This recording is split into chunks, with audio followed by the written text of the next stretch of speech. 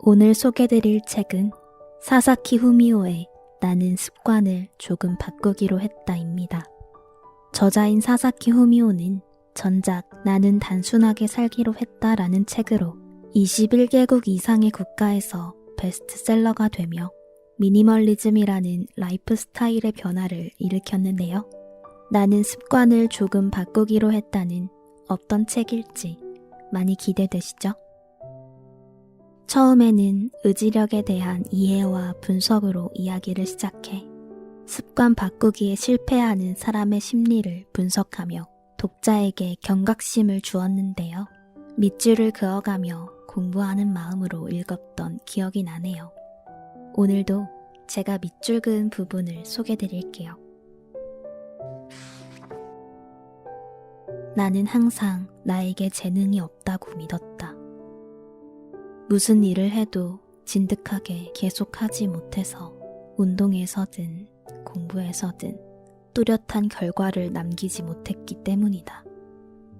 그러나 습관을 배워가면서 생각이 바뀌었다. 지금 나에게 재능이 있든 없든 그것은 큰 문제가 아니다. 재능은 주어지는 것이 아니라 꾸준히 습관을 들여 만들어가는 것이기 때문이다. 주인공이 분노를 통해 재능에 눈을 뜨는 드래곤볼. 싸움만 하던 주인공이 자신의 점프력을 깨닫게 되는 슬램덩크.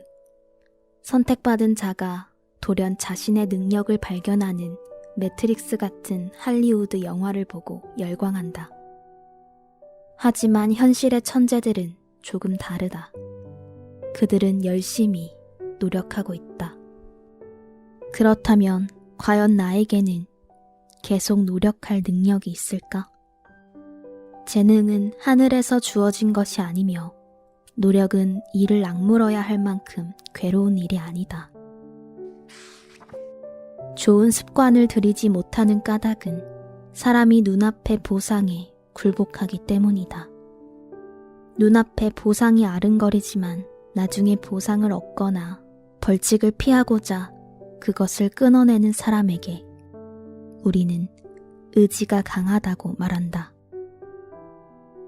담배를 피우면 폐암에 걸릴지도 모르고 단 것만 먹으면 당뇨병에 걸릴지도 모르지만 먼 미래의 벌칙은 가볍게 느껴진다. 그보다 당장의 니코틴이나 당질은 더 큰 가치를 가진다. 마시멜로에 유혹당하는 것은 동전 던지기와 같다. 던지는 동전의 앞면에는 기다린다. 뒷면에는 먹는다 라고 쓰여 있다. 운이 좋으면 몇 번은 기다릴 것이다. 그러나 동전 던지기를 하는 횟수가 많을수록 먹는다가 나올 확률도 높아진다. 마시멜로를 기다리지 못하는 것은 의지력이 약했기 때문이 아니다. 단순히 동전을 던지는 횟수가 많았던 탓이다. 그렇다면 대책은 동전을 던지지 않는 것, 즉 의식을 불러내지 않는 것이다. 습관이란 생각하지 않고 하는 행동, 무의식적인 행동에 가깝다. 그런 상태에서는 어떤 행위를 할지 말지 고민하거나 결단할 일, 어떤 방법으로 할지 선택할 필요가 없다. 고민, 선택, 결단, 그런 것은 전부 의식으로 하는 일이기 때문이다. 자전거를 타본 사람도 비슷한 느낌을 받았을 것이다. 자전거 페달을 밟는 순서나 균형을 유지하는 요령을 누군가에게 말로 설명하는 것이 더 어렵지 않은가? 스마트폰을 다루는데 익숙한 사람이라도 글자를 입력하는 방법을 손을 사용하지 않고 머릿속으로 떠올리기만 해서 설명할 수 있을까?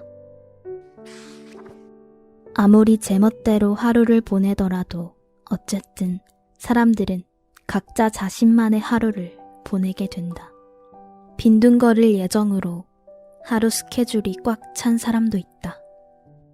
그것이 본인에게 좋은 것이든 나쁜 것이든 사람의 하루는 습관으로 채워져 있다. 때문에 새로운 습관을 추가하기 위해서는 오래된 습관을 퇴장시켜야 한다. 어떤 습관을 버려야 하는가? 이 문제는 답을 찾기가 어렵다. 사람은 특정한 습관이 스트레스 해소를 위해 어쩔 수 없이 해야 한다고 믿기 때문이다. 이때 의미 있는 질문은 그것이 내 아이의 습관이 돼도 좋은가? 물론 아이가 없는 사람도 이 질문을 던져볼 수 있다.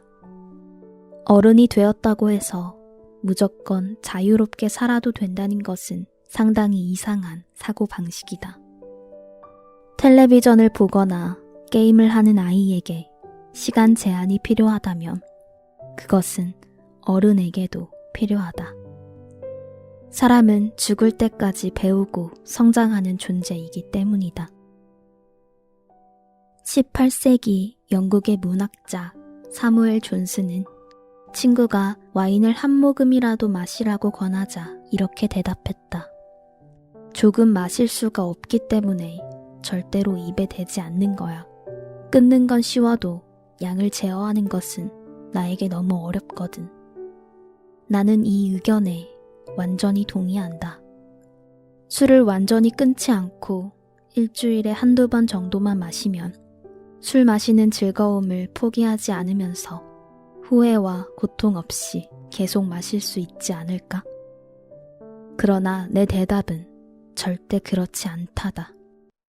나도 예전에는 술을 완전히 끊으면 인생이 너무 허전하다고 생각해 술을 마셔도 되는 5만 가지 다양한 예외 상황들을 고안했었다. 연인과 함께 있으면 괜찮다. 여행 중에는 괜찮다. 친구의 결혼식에서는 괜찮다. 등등. 그러다 보면 예외 상황은 걷잡을 수 없이 늘어난다. 그렇게 규칙은 복잡해지고 마실지 참을지 생각하게 된다. 즉, 의식을 불러오는 것이다. 그렇게 되면 이것은 습관으로 지속하기가 어렵다. 철학자 칸트는 하루에 한 번 파이프로 담배를 피우는 것을 자신에게 허용했는데 세월이 흐르면서 파이프가 점점 커졌다고 한다. 규칙에 예외를 두면 그 규칙을 제대로 지키는 일은 매우 어렵다. 칸트조차 그랬다니 더 말할 필요가 없지 않겠는가. 여기까지 제가 밑줄 그은 부분을 소개드렸습니다. 모두 어떻게 들으셨나요? 습관에 대해 뼈 때리는 조언들이 가득한 책이었는데요. 작자 미상으로 인용된 구절 중에 이런 말이 있었어요. 10년 뒤 미래의 나는 적어도 10년이라도 좋으니까 과거로 돌아가서 다시 시작하고 싶다고 생각할 것이다. 지금 미래를 다시 시작하자. 10년 후, 50년 후에서 돌아온 것이다. 지금으로. 미래에서 온 구독자 여러분, 오늘도 함께 해주셔서 감사합니다. 다음에 또 좋아하는 책 이야기로 만나 뵙겠습니다.